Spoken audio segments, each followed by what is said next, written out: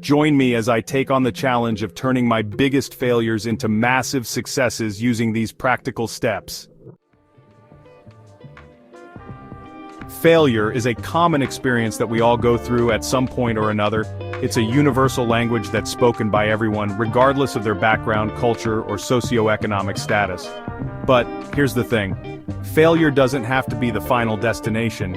In fact, it can be a stepping stone to massive success, if we choose to transform it.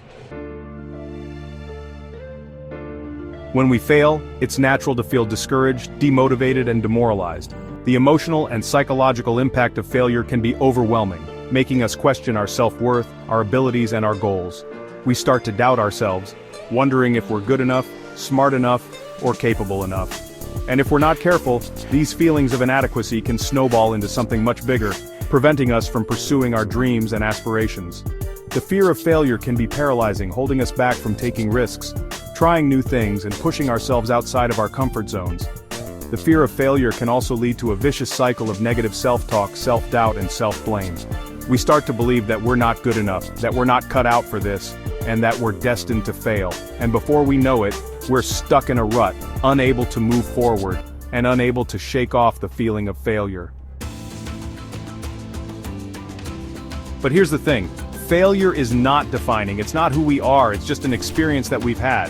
The good news is that we have the power to change our mindset, to reframe our thinking, and to transform our failures into successes. We can choose to learn from our mistakes, to pick ourselves up, and to keep moving forward. We can choose to focus on the lessons rather than the losses. And we can choose to use our failures as a stepping stone to massive success. So, how do we do it? How do we analyze our failures, learn from our mistakes, and develop the resilience to keep going? Well, the first step is to acknowledge our emotions, to recognize how we're feeling, and to give ourselves permission to feel those emotions. The second step is to identify the lesson, to figure out what went wrong, and to pinpoint the areas for improvement. The third step is to create a plan, to set new goals, and to take action. And the fourth step is to focus on the progress, not the perfection. Take Thomas Edison, for example, who's famously known for inventing the light bulb. What most people don't know is that he failed over 1,000 times before getting it right. But he didn't give up. He didn't let his failures define him. Instead, he used each failure as an opportunity to learn, to grow, and to improve.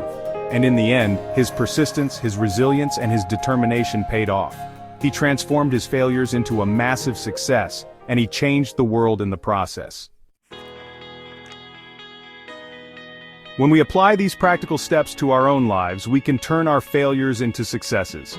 We can transform our mindset, our thinking, and our behavior.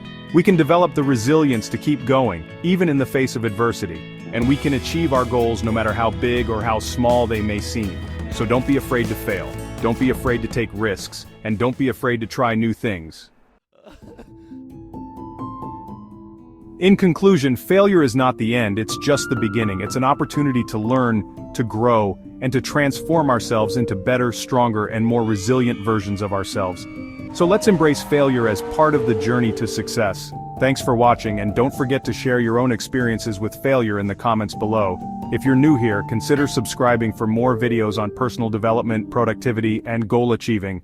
I'll see you in the next video.